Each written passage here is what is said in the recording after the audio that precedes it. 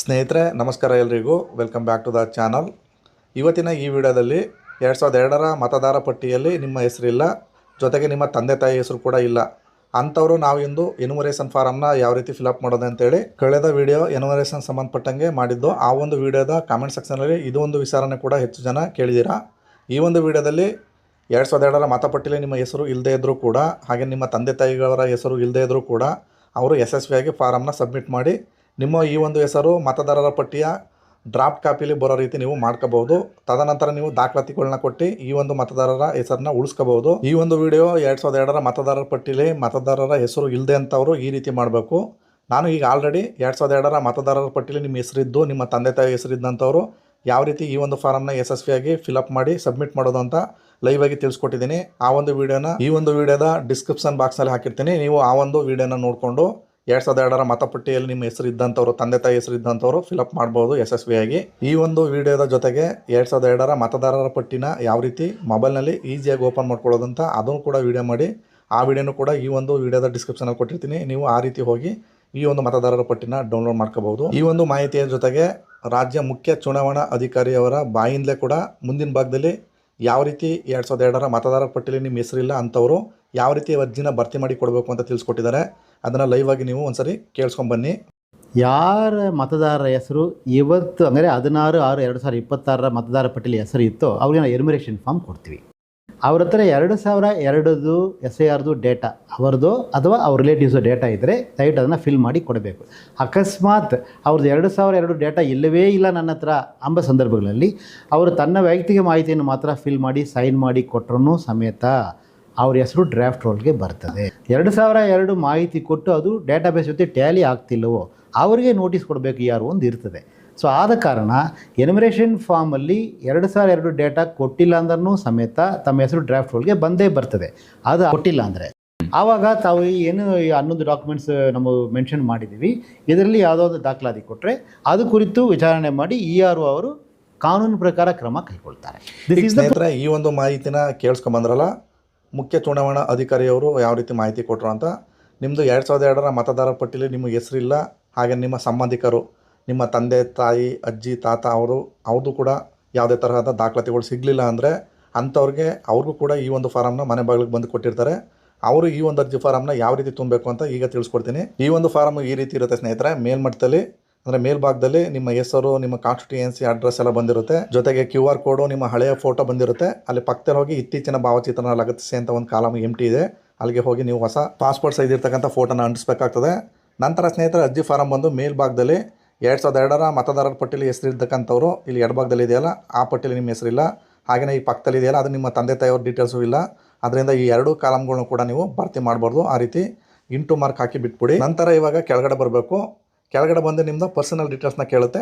ಈಗ ಪ್ರಸ್ತುತ ನಿಮ್ಗೆ ಇರ್ತಕ್ಕಂಥ ಜನ್ಮ ದಿನಾಂಕ ಅಂತ ಕೇಳುತ್ತೆ. ಈ ಒಂದು ಕಾಲಮ್ಗೆ ನಿಮ್ಮ ಜನ್ಮ ದಿನಾಂಕನ ನಿಮ್ಮ ಆಧಾರ್ ಕಾರ್ಡು ಅಥವಾ ನಿಮ್ಮ ವೋಟರ್ ID ಕಾರ್ಡಲ್ಲಿ ಯಾವ ರೀತಿ ಇದೆ ಆ ರೀತಿ ಈಗ ಇತ್ತೀಚೆಗೆ ಇರ್ತಕ್ಕಂಥದ್ದನ್ನ ನಮೂದು ಮಾಡಬೇಕು.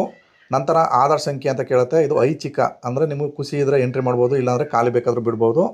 ಹಾಗೆಯೇ ನೆಕ್ಸ್ಟ್ ಬಂದು ಮೊಬೈಲ್ ನಂಬರು, ಇದನ್ನು ಎಂಟ್ರಿ ಮಾಡಬೇಕಾಗತ್ತೆ. ನಾನಿಲ್ಲಿ ಒಂದು ಡಮ್ಮಿ ನಂಬರ್ನ ಎಂಟ್ರಿ ಮಾಡ್ತಾಯಿದ್ದೀನಿ. ನೀವು ಸರಿಯಾದ ನಂಬರ್ನ ಎಂಟ್ರಿ ಮಾಡ್ಕೊಳ್ಳಿ.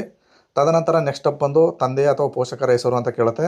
ಪ್ರಸ್ತುತ ನಿಮ್ಮ ಆಧಾರ್ ಕಾರ್ಡಲ್ಲಿ ನಿಮ್ಮ ತಂದೆ ಹೆಸರು ಯಾವ ರೀತಿ ಇದೆ, ಇಲ್ಲಿ ಮೇಲ್ಮಟ್ಟದಲ್ಲಿ ಇದೆಯಲ್ಲ ಈ ರೀತಿ ಡೀಟೇಲ್ಸಲ್ಲಿ, ಆ ಡೀಟೇಲ್ಸಲ್ಲಿ ಬರ್ತಕ್ಕಂಥ ನಿಮ್ಮ ತಂದೆ ಹೆಸರನ್ನ ನೀವು ಇಲ್ಲಿ ಎಂಟ್ರಿ ಮಾಡಬೇಕಾಗ್ತದೆ.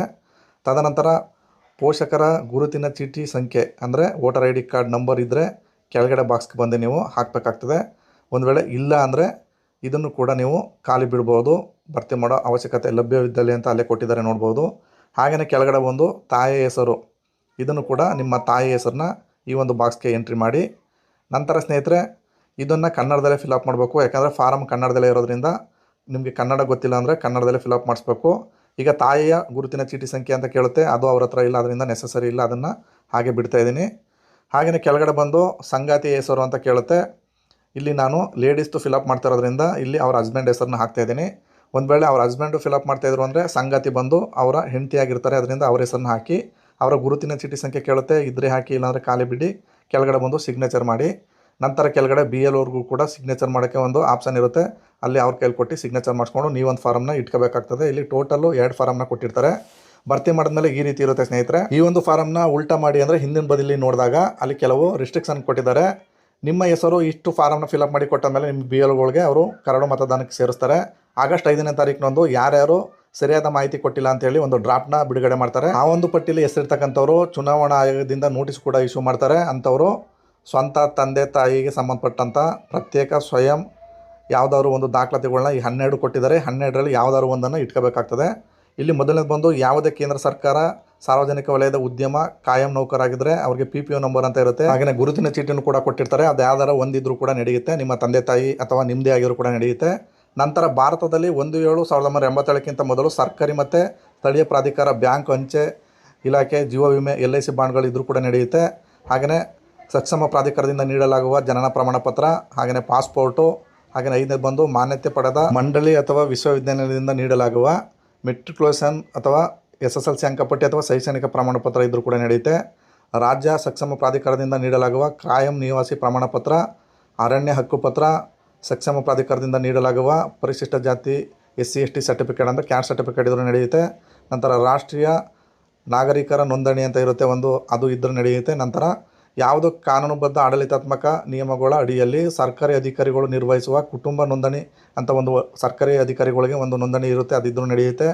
ಸರ್ಕಾರದಿಂದ ನೀಡಲಾಗುವ ಜಮೀನು ಮತ್ತು ಮನೆ ಹಂಚಿಕೆ ಪ್ರಮಾಣ ಪತ್ರ ಕೂಡ ಇದ್ರೂ ಕೂಡ ನಡೆಯುತ್ತೆ. ಹೀಗೆ ಕೇಂದ್ರ ಚುನಾವಣಾ ಆಯೋಗ ನಿರ್ಧಾರ ಮಾಡಿರುವ ಈ 12 ದಾಖಲಾತಿಗಳಲ್ಲಿ ಯಾವುದಾದರೂ ಒಂದು ದಾಖಲಾತಿ, ಅದು ನಿಮ್ಮ ಹೆಸರಲ್ಲಿರ್ಬೋದು ಅಥವಾ ನಿಮ್ಮ ತಂದೆ ಹೆಸರಲ್ಲಿರ್ಬೋದು ಅಥವಾ ನಿಮ್ಮ ತಾಯಿ ಹೆಸರಲ್ಲಿರ್ಬೋದು, ಇಷ್ಟು ದಾಖಲಾತಿಗಳಲ್ಲಿ ಯಾವುದಾದ್ರೂ ಒಂದನ್ನು ನೀವು ಕೊಟ್ಟು ನೀವು ಆ ನೋಟಿಸ್ ಜೊತೆ ಮತ್ತೆ ಕೂಡ BLOಗಳು ಮನೆ ತಗ ಬರ್ತಾರೆ. ಅವ್ರ ಜೊತೆ ನೀವು ಸಬ್ಮಿಟ್ ಮಾಡ್ತು ಅಂದರೆ ನಿಮ್ಮ ಮತದಾರರ ಪಟ್ಟಿ ಶಾಶ್ವತವಾಗಿ ಸೆಪ್ಟೆಂಬರ್ 25ನೇ ತಾರೀಕಿನಂದು ಫೈನಲ್ ಆದ ಪಟ್ಟಿನ ಬಿಡುಗಡೆ ಮಾಡ್ತಾರೆ.